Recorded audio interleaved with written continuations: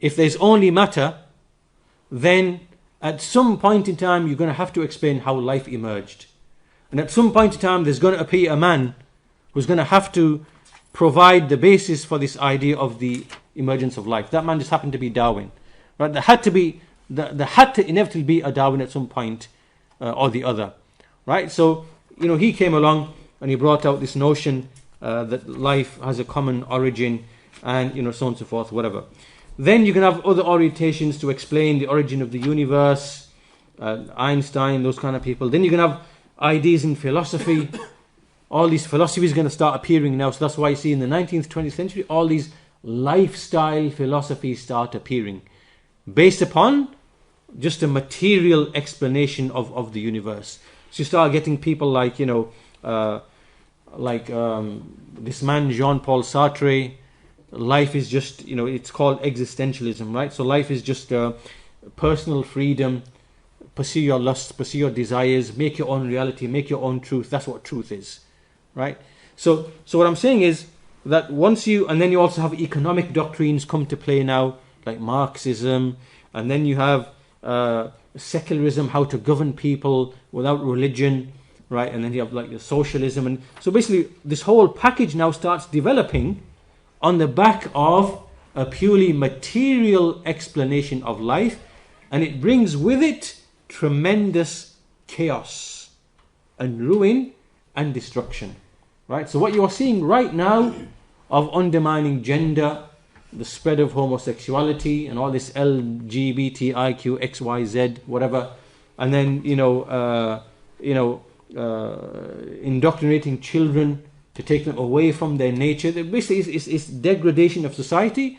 The basic fundamental facts and realities of human nature that we know from revealed books, all of that is gone, and what you're seeing is complete and total disintegration in every aspect, right? So you have problems with drugs, you have problems with alcohol, you have economic issues of where people are being robbed of their money through economic doctrines, right? Central banking practices, riba, all the rest of it. Right, and then they're being, in so many ways, these people are being looted and destroyed, and their fitrah and their aql is being changed and altered, and all of it is on the back of these notions and these ideas, right? Of this. So that's what I'm saying. I said to you before that this comes with it's like a package deal. It's a package deal, right? You start with materialism, you're going to end up with these consequences that you are seeing now within these societies.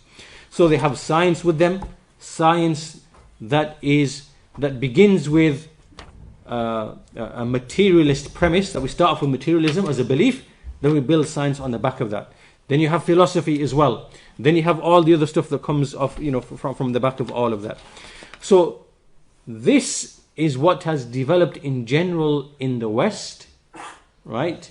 In the institutions of science, in education, in entertainment, in everything, you're seeing a permeation of this materialist ideology.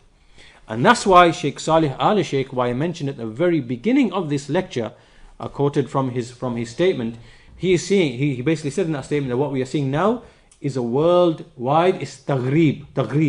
It's like pushing this culture of materialism across the whole of the globe, right, into the Muslim lands. And this is made possible by way of, the internet and social media and things like that. He says we need to be alert to this and be aware of this, because it all comes with, as we said, this whole entire package, right? Then you start buying into the scientific conjectures. Then you start buying into the philosophy itself, the lifestyle philosophy of pursuing lusts and desires and pastimes and things like that. And then along comes it with the economic doctrines as well, right? And then so on and so forth. So this is like really a corrosive force, and again we are speaking in just very generals and general ways, because this is a very, very deep topic. And so we want to move on now to the actual causes of atheism. There are 12 in number, which I have here, and we'll try to summarize them as quickly and briefly as possible, inshallah ta'ala. So obviously there are causes, and the cures are known by looking at these causes. So the first of those causes is the spread of conjectural, speculative sciences of the disbelievers, and in particular two of them, which is the Big Bang cosmology, and secondly, the neo-Darwinism, or this notion of evolution. Now, both of these, we cannot do justice to these two things in a lecture like this. They are very deep topics. I'll refer you to two separate documents. The first document on the Big Bang is an article you'll find on the website aqidah.com, aqidah.com. There's a 30-40 page article on Big Bang cosmology and the Quran. You can refer to that for more detail. To put it in a nutshell to you, how this Big Bang cosmology appeared. Now, this is where, if an atheist is listening now to what I'm going to say, he'll probably start laughing. He'll probably have fits of laughter. And you think, look at these stupid madmen speaking about this nonsense or whatever. But in reality, it's the other way around. It's the other way around. Right? They are the madmen and the fools who've been duped and hoodwinked and have their intellect stolen. Right? So to understand what I'm getting at here is that this whole cosmology that you are brainwashed with in school ever since the early 20th century, that whole cosmology appeared because of a specific reason. And that specific reason was that all of the empirical experiments in the 19th century proved that the earth is completely stationary and is not moving at all. This is what the science of the 19th century established, right? And there are many, many statements. This is simply a historical fact. This is undeniable. But most of these people never ever come across this information. So when you tell an atheist this, inside he'll be thinking, oh my gosh, this is a lunatic that I'm speaking to. Up until you whip out the statements of Einstein and all the other biographers of Einstein and all the scientists and whatever the historians, until you whip out their statements and you start reading the statements. Then it's like, you just give them a backhand and they're just dazed and dazzled, right? So this is a historical fact, right? That in the 19th century, the instrumentation was available, the machines, devices to actually test physically, is the earth in motion or not? So without going to all the details, there were a whole range of experiments done over 70, 80 years, and this completely baffled them because they thought, hang on, what is going on here? The Copernican system of the earth moving, it can't be proven empirically. It's falsified empirically. So this was the biggest problem at the end of the 19th century. How are we going to solve this problem of a stationary earth? And so this is clearly documented in the actual sources. And I've 8 or 9 statements here from many of famous. Arthur Eddington is a famous physicist. He's speaking historically about this in his book. There was just one alternative. The Earth's true velocity through space might happen to be nil. Meaning these experiments couldn't detect the Earth's motion, so they're trying to find all these different explanations to run away from the actual thing that it was saying. Right? So these physicists and, they're basically saying, look, there's only one alternative that they had, which is to basically admit the Earth is not moving. Another one, physicist Bernard Jaffe, the data of this experiment were almost unbelievable. There was only one other possible conclusion to draw, that the earth was at rest. Right? I can go on and on. There's the book here, a biography of Einstein. The Michelson-Morley experiment confronted scientists with an embarrassing alternative. So he's talking about these experiments only left them with 2 options. One option is to say, right, everything we've understood about light, magnetism, electricity, we've only understood it because we've assumed that there's a universal medium that's present everywhere, and that's how light, electricity, and magnetism, how it works, right? Just like in water, you've got waves. You can't have waves without water, without the medium of water. And just like you can't have sound without the medium of air. In a similar manner, the phenomena of electricity, magnetism, things like that, you can't have it unless there's a medium everywhere. So there's only 2 ways you can escape from these experiments. One is to say that there's no such thing as this medium, in which case you have to scrap everything you know about electricity, magnetism, and whatever else and start from scratch, which they didn't want to do. Or the other option was to basically admit that the earth is completely stationary, which is what the experiments were saying. Or the third option is to basically invent something new to explain away the experiments. Right? So what they did was they went for this third option, to invent some newfangled ideas to explain away these experiments, that the earth is completely still and is not moving at all. So this is where Einstein came in with his ideas, and on the back of Einstein's ideas, this Belgian priest came along and came with the Big Bang cosmic egg, and on the back of that, a few other people came along, and then they constructed this idea that we're given today of the Big Bang cosmology of the universe. All of this is pure speculation. It's pure speculation. And if you dig down deep enough, you'll find that there are all these assumptions and conjectures in the way that they, the way that they construct the model itself. Anyway, long story short, I don't want to go into this with too much detail. Basically, they have successfully managed to convey the idea that these models are based on empirical science when they are not. Right? They are conjectures in which there is some science involved, but there are assumptions and conjectures involved in these theories. So, as Muslims, we need to understand, we need to dig down and look at the foundations of these ideas and how they do not meet the standards of scientific inquiry. Right? These ideas do not meet neither the Big Bang cosmology. It does not meet the standards of the actual scientific method, right? Which is repeatability, testability, falsifiability, empiricism, and also the right type of reasoning. And likewise, the same can be said of the claim that all biological life appeared, just by random, interactions of matter and then evolved.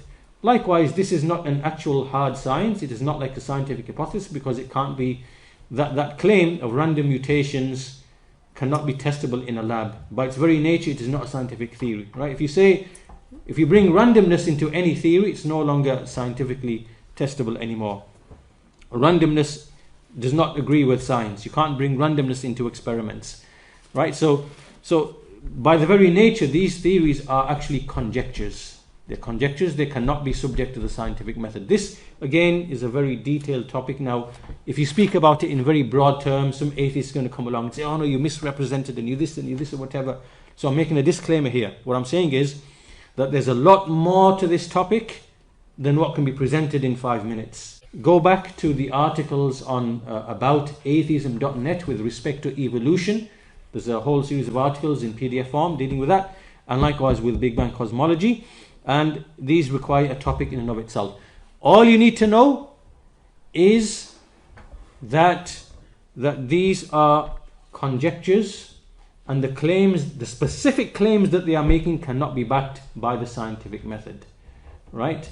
So the claim that random mutations lead to new biological designs, whatever, this is nonsense. There's no scientific proof for it whatsoever. This is like saying having 1 million characters, digital characters, and expecting that the language known as HTML and JavaScript is going to develop by itself.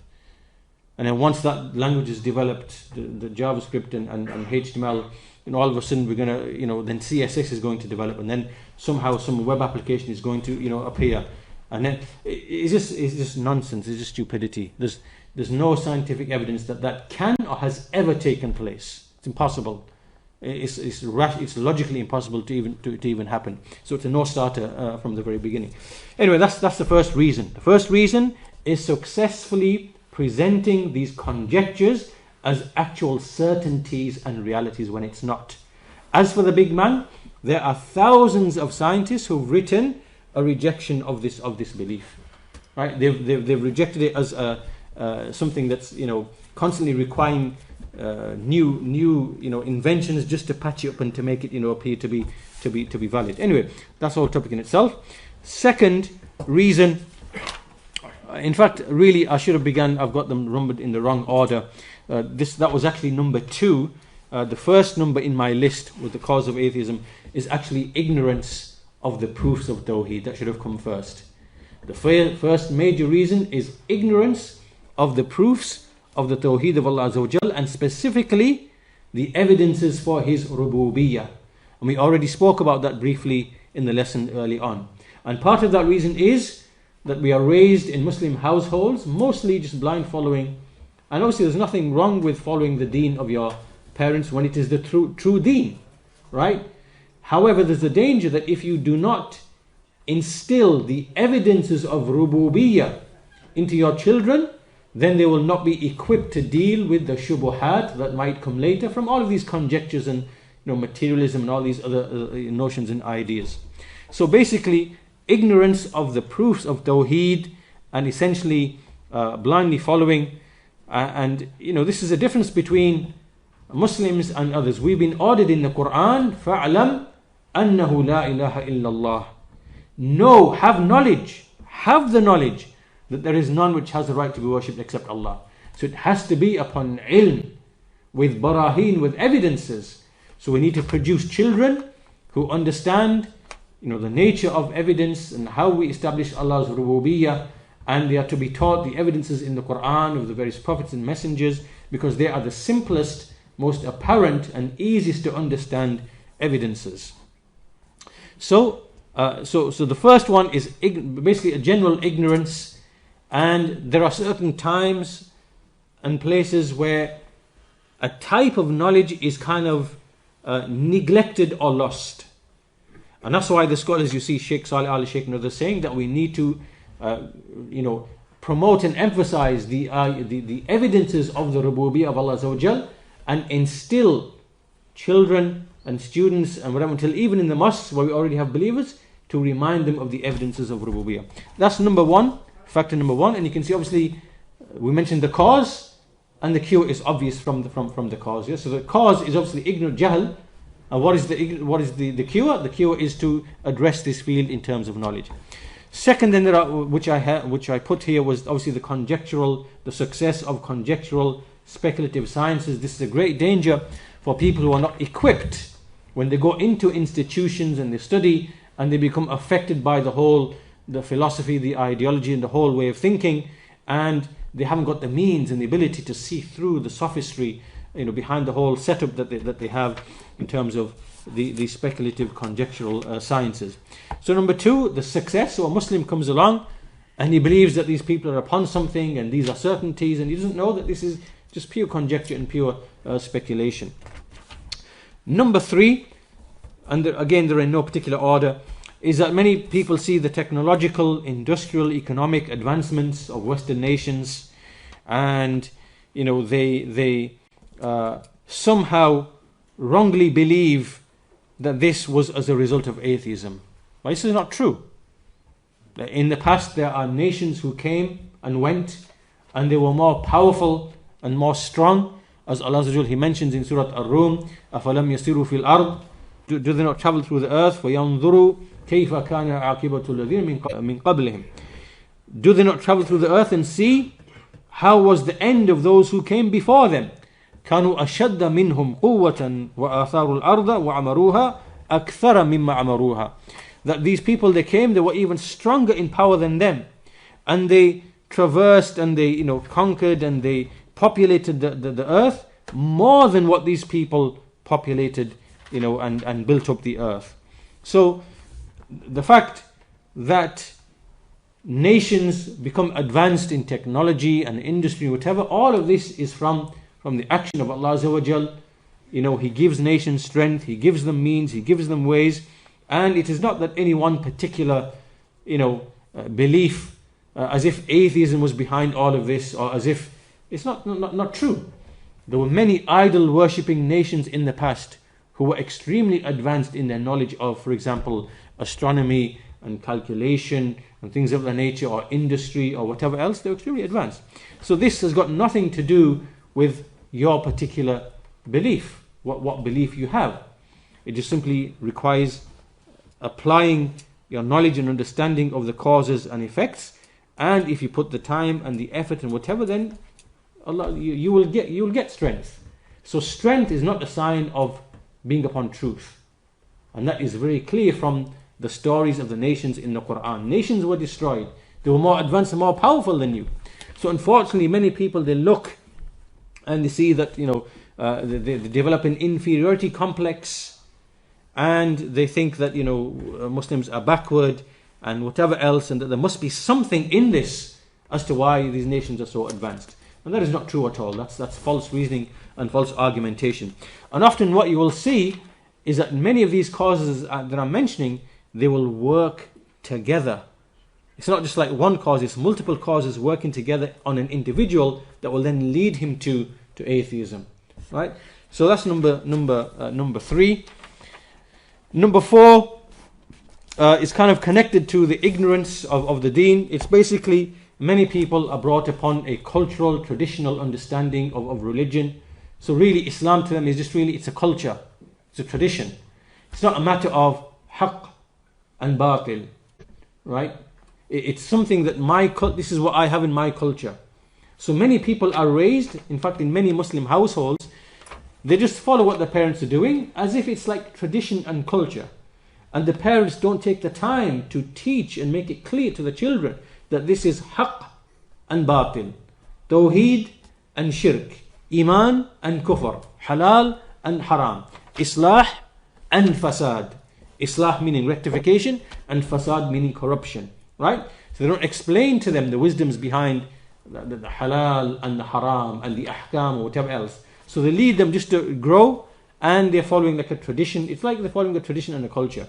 And that's why you see the phenomenon now of, like, you'll see women dressed in hijab because that's what's in the household, and yet you'll see them like they're committing fornication, drinking, whatever else, and the whole lifestyle is no different to a mushrik, to a kafir, right? To a whatever typical whatever, right?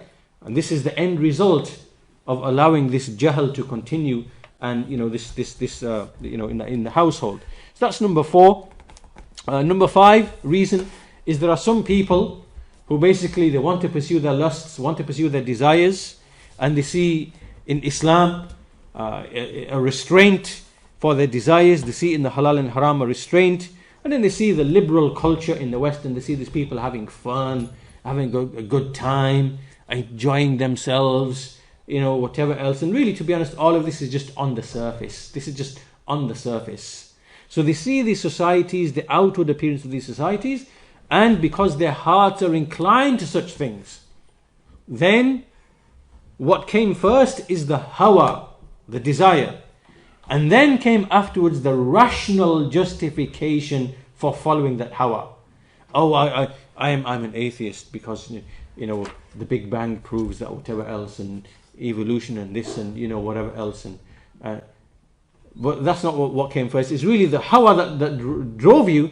Now you're trying to find a rational justification to justify what you are doing. This is the case with many, not all apostates are as fickle-minded as this. Many apostates actually have shubuhat, they have doubts, right? But many of them are actually like this, they are fickle. And really it's they want the hawa, they want the lust, they want the desire, they want the shahwa. And then comes all of the arguments come afterwards, the arguments against Islam, this whatever. So the hawa came first and the rational justification came afterwards. But as I said, not all apostates or atheists are actually like this. Some of them actually have they have genuine shubuhat. It is something intellectual for them. So we can't put them all into the same category and dismiss them as all after shahawat. There are people who have shubuhat, and they need to be addressed in a particular way. Reason number 5 is bid'ah, the presence of bid'ah within among Muslims, something which is muharraf, mubaddal. You have Shiism, you have Sufism, you have like many, Qadianis are not Muslims to begin with, but many apostates are Qadianis, they become atheists, right? And some of them become actually Christians or other than that. And that's because they're upon a muharraf, mubaddal, batil religion, which they treat to be Islam.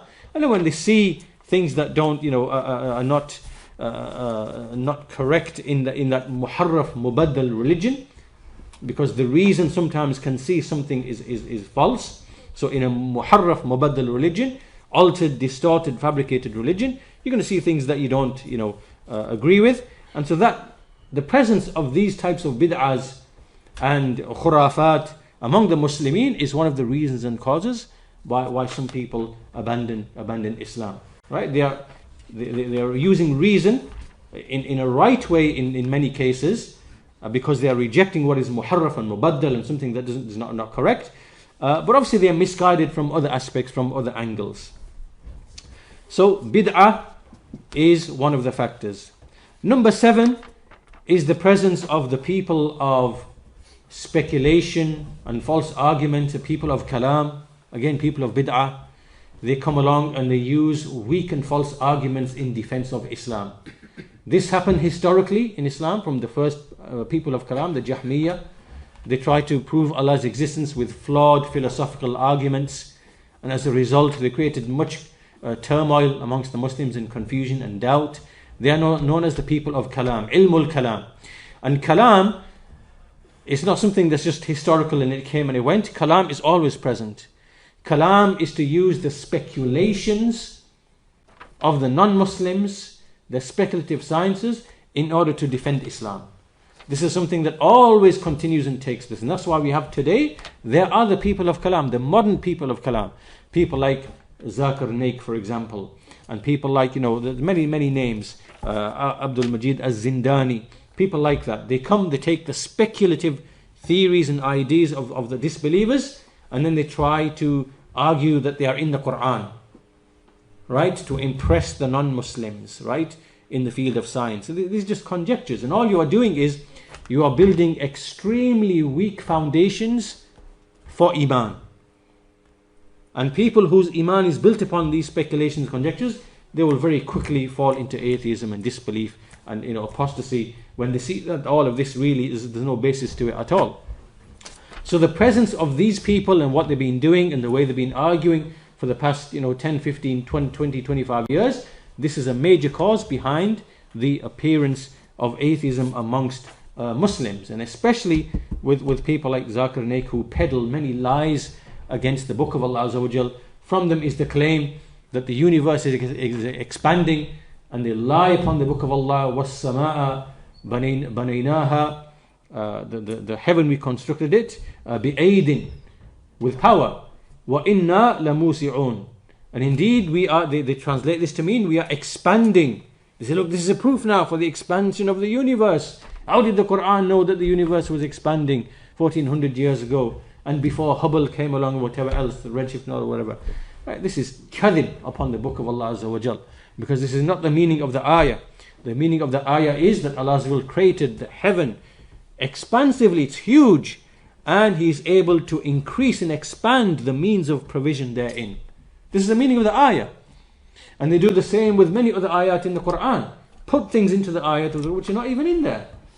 Right? And then this you are setting people up to have shaky foundations for their iman. Right? And as soon as someone comes along and says, well, in the next 10, 20 years, well, actually the universe is not expanding, we were totally wrong. Because we made a mistake on the redshift, we assumed it meant velocity, but actually Hubble was totally wrong. Even he himself said, this is wrong, I don't accept it, we need to change this idea. So someone can come along and just, and all of a sudden the foundation of what you built your iman upon is totally gone. This is not, so the presence of these people amongst the Muslims are one of the main reasons for people, turning back on their faith, and they're setting people up for apostasy by bringing weak, false, fallacious arguments. That's number 7. Number 8, so again, as each of these is the cause, and then the cure, you know what the cure is automatically. Right? The cue here is don't go to the long-winded nonsense of the Ahlul Kalam. Stick to the simple, strong proofs of the prophets and messengers, and go to the people who explain them. Ibn Taymiyyah, Ibn al-Qayyim, Imam al-Sa'di, and things like that. Right? So in all the ones that I mentioned, same with bid'ah, we know that's the cause. What's the cure? Pursuits of lusts and desires. What's the cure for that? Train your soul. So we've got the cause and the cure. You can work that out. Number 8. Bad experiences in many of Muslim cultures and societies. So for example, you'll have one who's put into a forced marriage. You'll have another woman, on a revenge in some place in Sudan or, the Indian, Pakistani subcontinent. You'll have someone who's been, genital mutilation that they have in Africa in some nations which they took from the Egyptians from many thousands of years back, and then they stick it onto Islam, right? Just general, and then you have like a lot of tribalism and fanaticism which exists within tribes, and all of this brings about like a culture of maltreatment, right? Particularly of women in certain societies. So these women are raised in these societies, and they can't distinguish between what Islam is and what this oppressive, harmful culture is, and the practices that it might have. So they come up, and then they turn against Islam. They become apostates, and so these are bad experiences which exists, and this is because obviously Muslims are far from Islam, from the ahkam of the Sharia, from the adl which it commands, and so this itself requires treatment. Number 9 is the doubts of the apostates, hypocrites, disbelievers, and they have many shubahat about the Quran first of all, and then the Prophet ﷺ, and then the Sharia itself, the ahkam of the Sharia, and then just the Muslims, right? So the Quran, the Prophet ﷺ, and the Sharia, and then just Muslim societies in general. So for example, about the Quran, they will come and say, oh, the Quran is wrong because we now know that the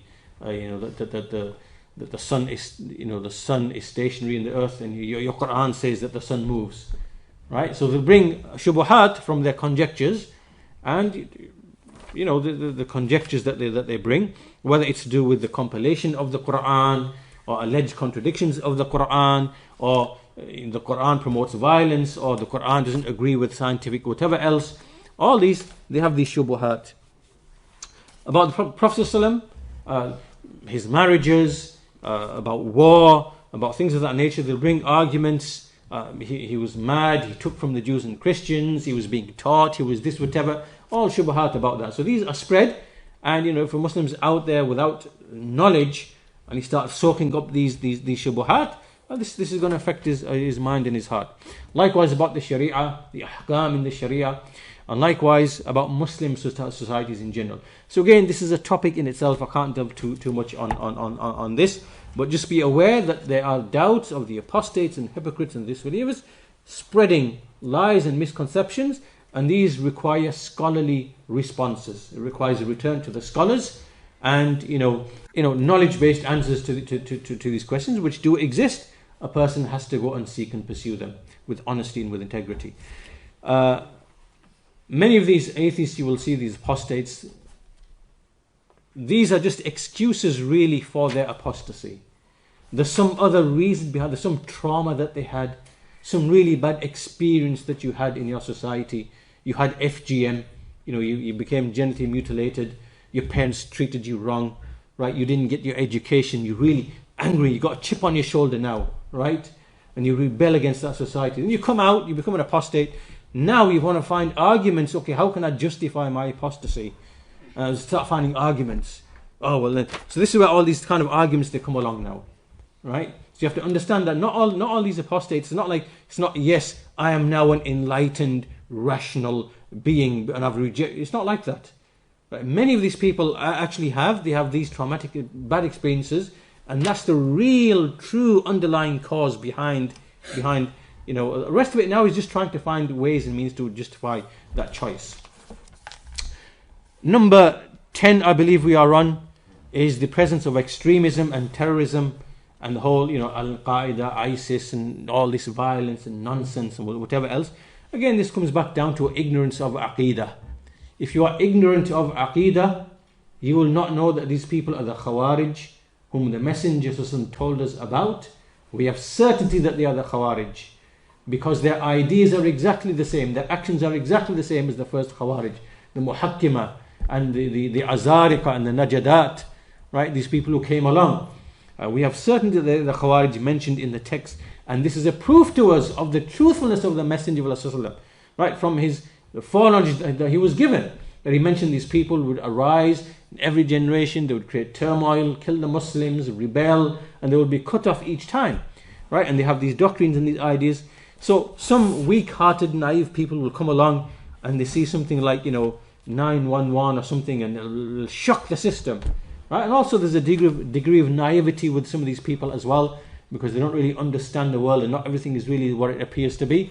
So And they will ascribe everything, all the terrorism, to these fanatical Muslims, when really, a lot of the time, it's intelligence agencies are involved.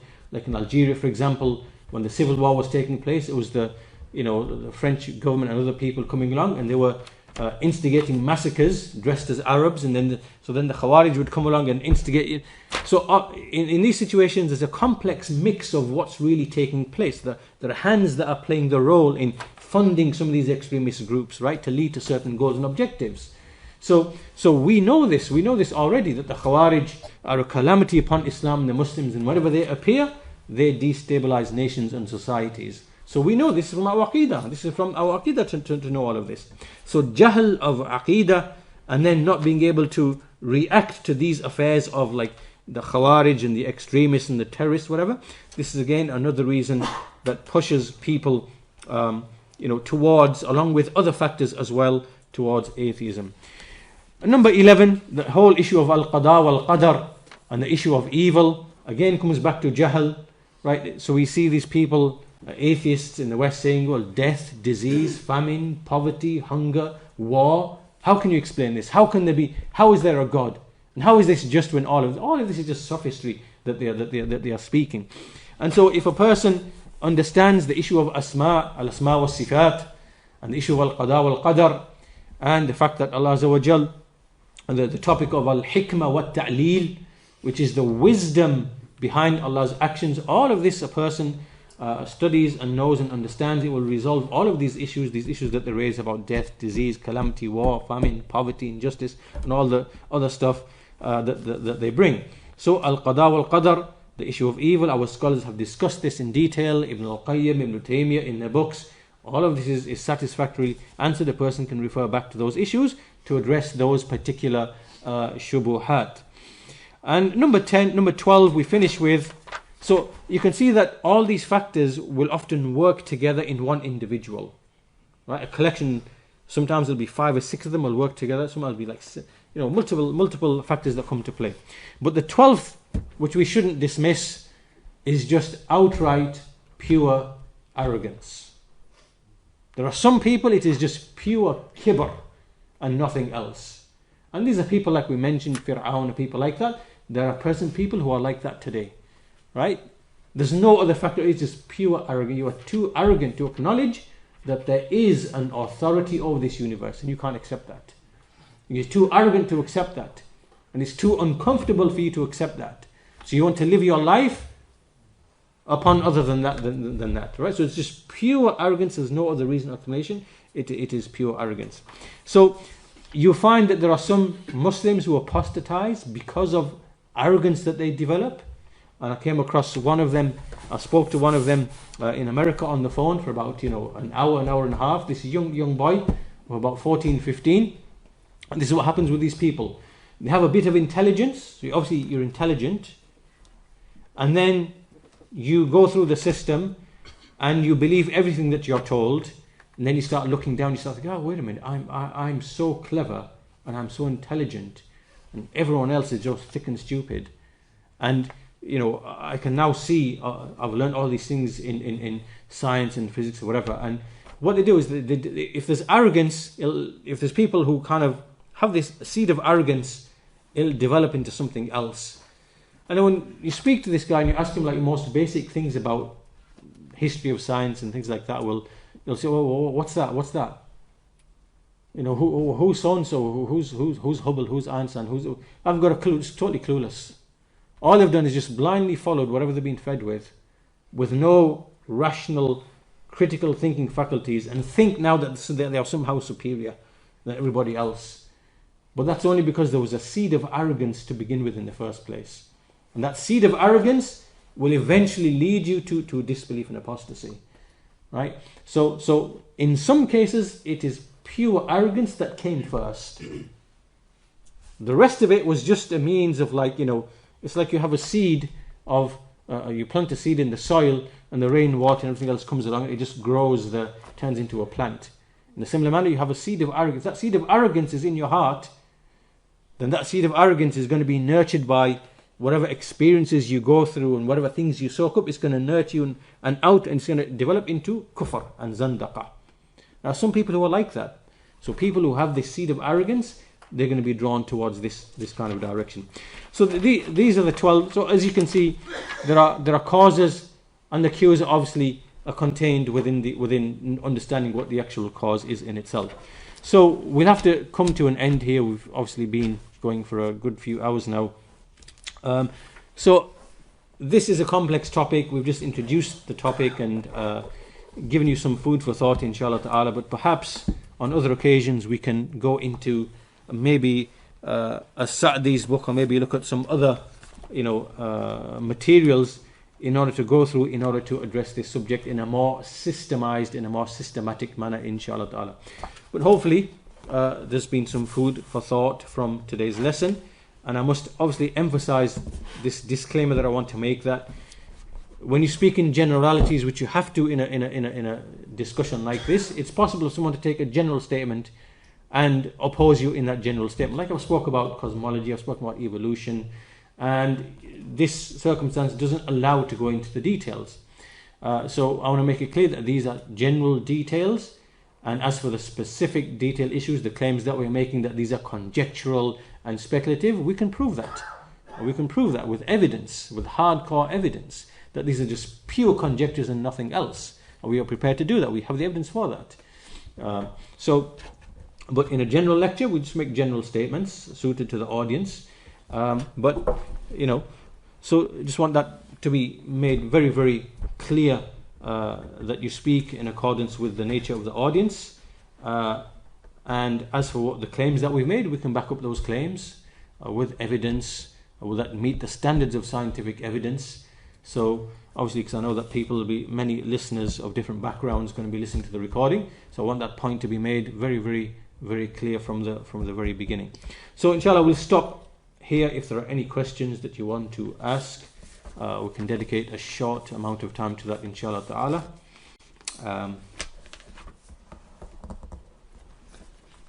But I do refer you back to the documents I said. Go to aboutatheism.net, and likewise to aqidah.com. 2 documents on cosmology and evolution. You'll see that discussed in a lot more detail.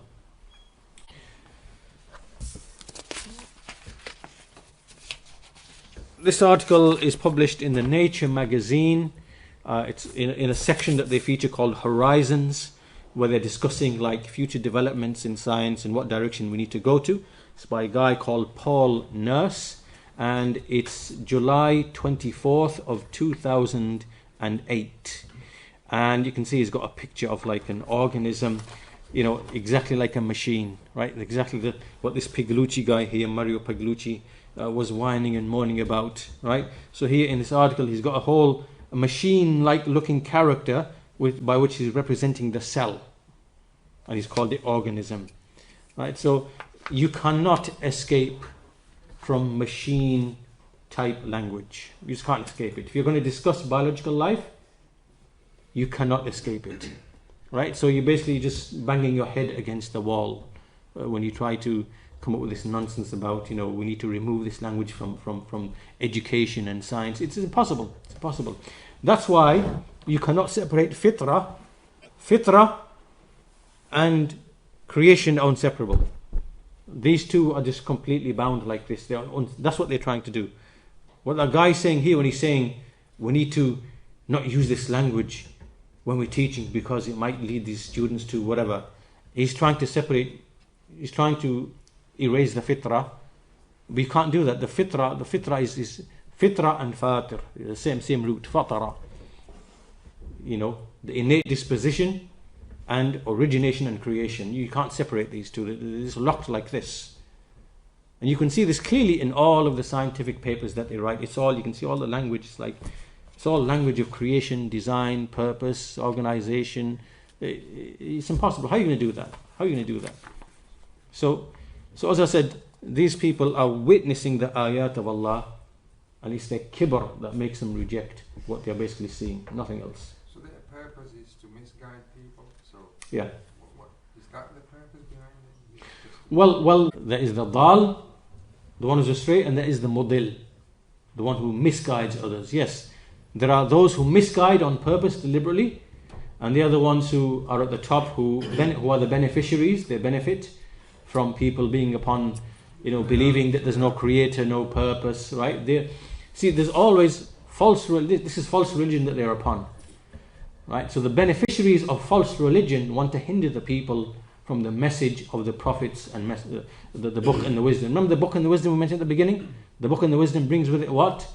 Al-a'mal al-salihah, al-ulum al-nafi'ah, al-adab al-aliyah, al-aliyah, right? All the lofty manners and whatever. This is what prophets and messengers bring. But there are people who profit from the masses not being upon that, right? So they want to hinder people from religion, because religion is a barrier to their profitability. So there are those who are the mudillun. They misguide upon knowledge deliberately, with purpose. They know what they are doing, and they spread these ideas, right? All these lifestyle systems, lifestyle philosophies, and all the rest of it, whatever, yeah? Just play with the minds and aql of the people, mislead them, misguide them. There are people like that, yes. And so they benefit because they benefit financially. Remember, disbelief, kufr, a person disbelieves because of motives. He doesn't want to leave his wealth, he doesn't want to leave his authority or power, he doesn't want to leave his lusts and desires, right? There are factors as to why people disbelieve. How would you give dawah to the people of deism, and is there levels to it, and is there different motives? For example, some people, they do believe that there's a creator, but they don't want to assign to religion. They'll try to say, no, it's man-made, as all of them are, and I don't want to ascribe to them. So how would you... Well, with deists, as we said, they reject what they call organized religion, and that's because of what they're dealing with is false, fabricated, muharraf, mubaddal religion, right? So they see so many gods, first of all.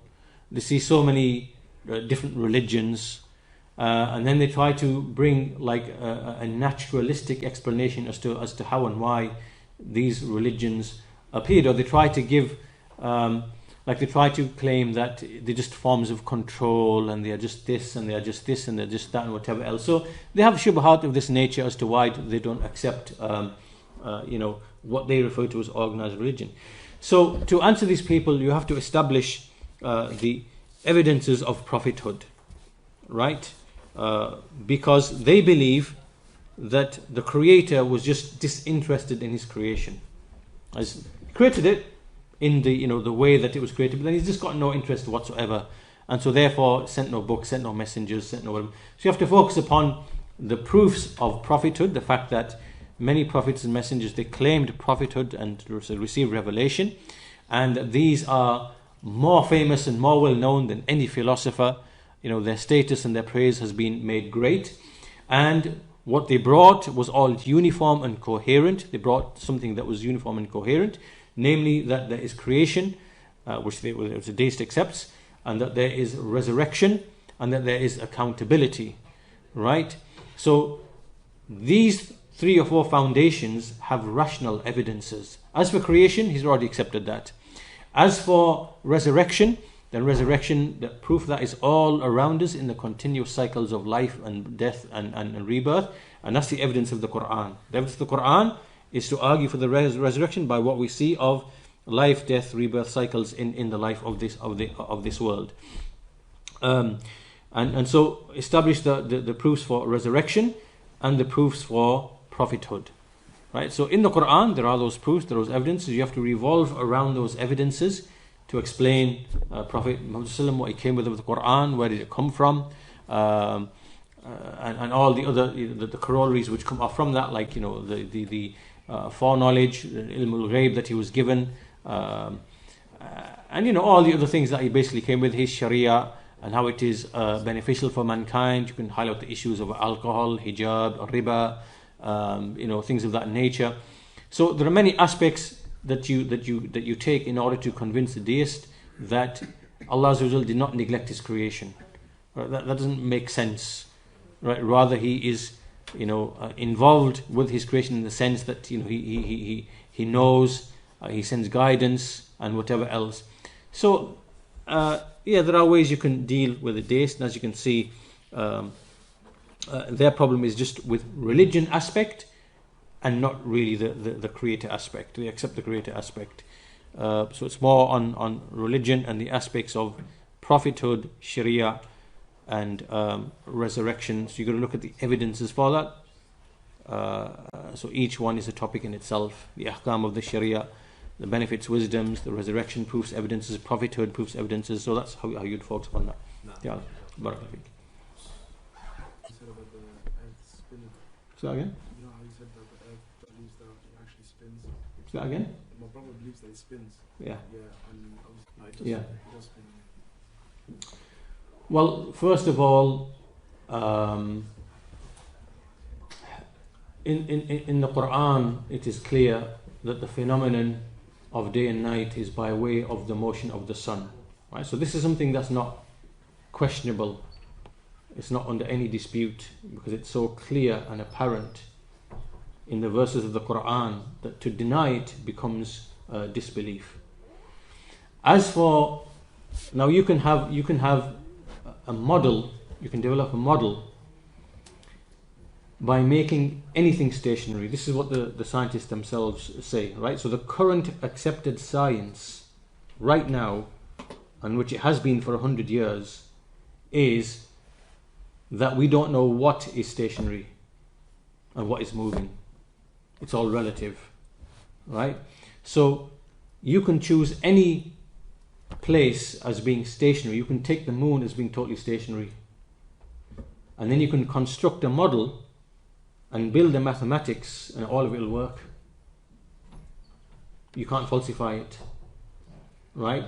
So what you choose as the starting point of your model is something that's purely philosophical. It's something that purely down to you what you want to choose, right? This is what the actual current accepted science is, right? And stated by physicists and scientists like George Ellis and other people. This is what they're basically saying, right? So in other words, there's nothing in science today that can disprove a stationary Earth with everything else going around it. There's no evidence to disprove that. You can't actually disprove that. There's nothing to disprove it. However, it's just simply a matter of personal preference. So these obviously atheists, they prefer that the Earth is not the most important place. For their view, for their religion, which they have a deen, they have a religion, to them, they just prefer the view that actually Earth is not so special. It's spinning, and then it's moving, and then it's moving with the sun, and it's moving with the galaxy, and it's in one insignificant part of the universe somewhere, whatever. This whole idea and this notion is something that just they prefer to have this model. But there's nothing scientific, even though they're going to claim they're going to start bringing evidences, there actually isn't. There isn't any scientific evidence that can establish that the Earth is actually moving. It's just a... So what they say about satellites and stuff like that? Now this is a whole different topic. I won't really want to go into that. Yeah, there are satellites that are in low Earth orbit, right? There's low Earth orbit, and then there's what's way beyond that. In low Earth orbit, there are satellites that are going around Earth. Yes, that's true, right? That's not a proof that the Earth is actually moving, right? Earth is totally stationary. If the Earth was moving as they claim, see, this is why the contradiction. I will show you just one contradiction to answer your question. They bring this evidence that the Earth is rotating. This evidence is called the Foucault pendulum, right? The Foucault pendulum. What they are basically saying is, if you have a huge hall and you have this metal wire, you have this huge steel ball, right? And if you imagine that was on the North Pole at the top of the Earth, so imagine here's the globe here, right? There's North Pole at the top, right? So imagine at the North Pole, and imagine at the North Pole you have a building where there's a huge 100-foot wire and there's a huge ball, and then you push that ball like this. You push that ball like this, yeah, in this line, like this, like that, yeah. So the ball's going to start moving forward, backward, like this, yeah, yeah. So what they're saying is, because the Earth is rotating, what's going to happen is that ball, if we're in this room, it's going to start going like this. It's going to start going like that. Then it's going to start going. So basically, it's going to do a whole circle around